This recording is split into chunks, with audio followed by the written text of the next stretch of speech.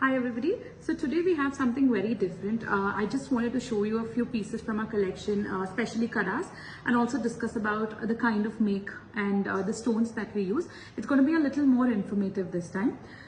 So to start off, so here we have a pachi kada. So basically this workmanship is called pachi work, and there are very few workers in India who can do it, especially only in South India. So I'll tell you the speciality of this work.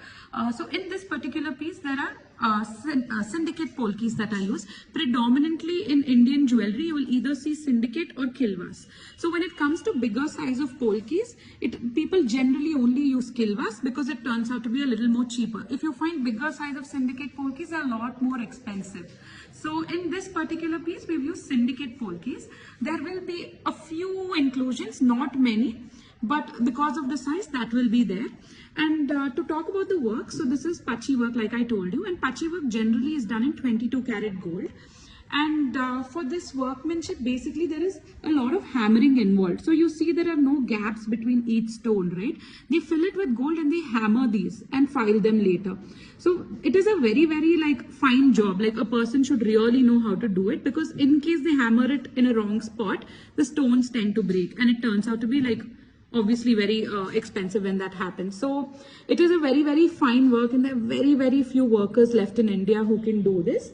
And this is basically, like I told you, is practiced mainly in South India, typically I would say in Telangana and Andhra. So we also get a lot of other jewelry in pachi work. That could be necklaces, earrings and all of that, but this particular one is a kada that we have here for you. Then we have this close setting diamond bangle here. So close setting is a very old form of work. That would be like one of the initial kinds of work that would happen in India. Again, close setting work is also done in the south predominantly. Again, even here there are very few workers left. That's why when you order for close setting pieces, it takes generally a longer time to make them. And also it is a very labor intensive work. So basically they set every stone and then file it around it. So it takes up a lot of work, and also that is the reason why wastage is also slightly higher in close setting work. Here in this bangle we have almost 29 to 30 cent diamonds. Each diamond is that big. This is basically a very classy piece, even this is something you can pass down to generations. You will never get bored of this design basically. And again, in close setting, now this is one of the oldest designs. In this you even get, now there are a lot more fancier designs that people make, and you get a lot of options in close setting as well. Again, to show the authenticity of the work, we've used a Zambian emerald in the center. You can see how clean the stone is also.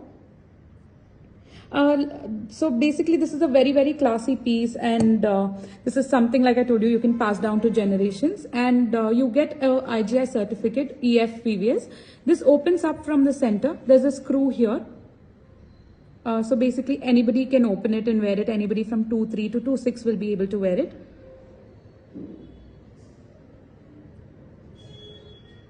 So in this same sort of workmanship, people also use Burmese rubies, rose-cut diamonds, and that is then called KGF work. That comes from KGF, the place KGF itself in Karnataka. You see more of those pieces in Bangalore, Karnataka areas, but the close setting work is widely available in the south, mainly in Chennai, Hyderabad, I would say, Telangana, Andhra, and even Karnataka.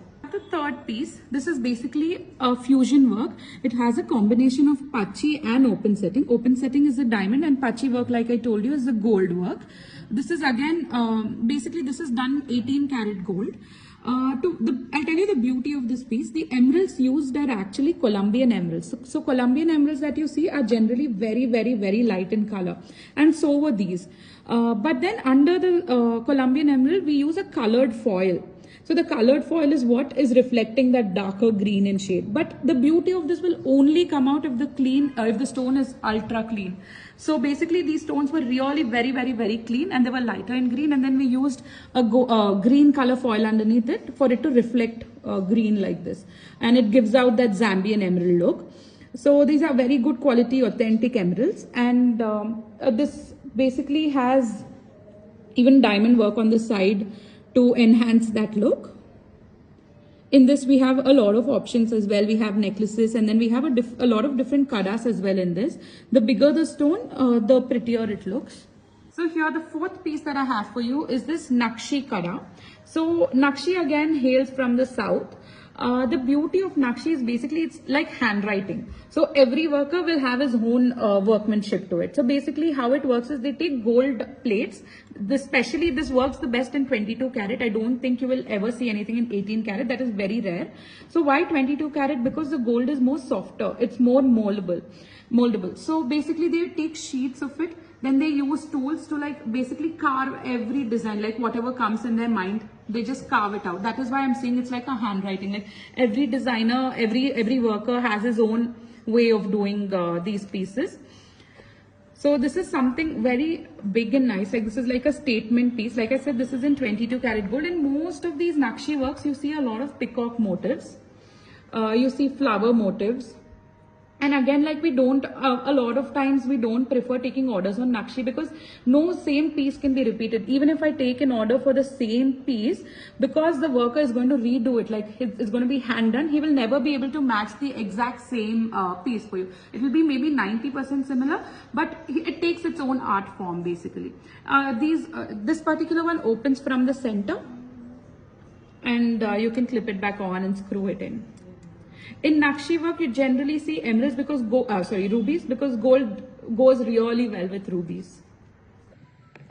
So now I'm going to show you two different Victorian kadas that we have in store. So basically Victorian work is this new work that is very, very similar to Pachi work, but we use a lot of 3D modeling in this.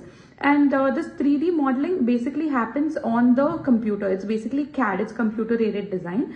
And then we print these pieces out like multiple different pieces and join them together, then file it, polish it, and then do the setting of the stones.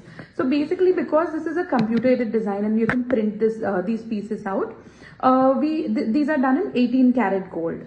Again, in this basically there's a lot of intricate work. We can do anything and everything because it's done on the computer. Like the designing comes to utmost perfection. We can use whatever size of polkis. We can even use big size of polkis.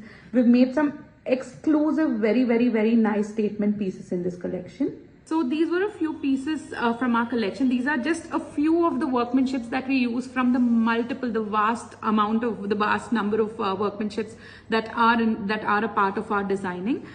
So like I just wanted to run you through a little bit of an information about what kind of workmanships go into our jewelry and what kind of stones we use.